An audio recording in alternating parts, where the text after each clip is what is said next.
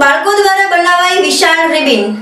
પ્રાપ્ત અહેવાલ મુજબ વિશ્વ એડ્સ દિનની ઉજવણી અંતર્ગત એડ્સને નાબૂદ કરવા અને ચેતવણી રૂપે રેસકોર્સના બાલભવનમાં બાળકો દ્વારા એક વિશાળ રિબિન બનાવાઈ હતી।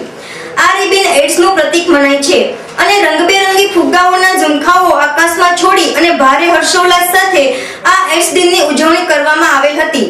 અહેવાલ અજય ગોડેશ્વર, કેમેરામેન કેતન ગણાત્રા, એબીજી સમાચાર, રાજકોટ।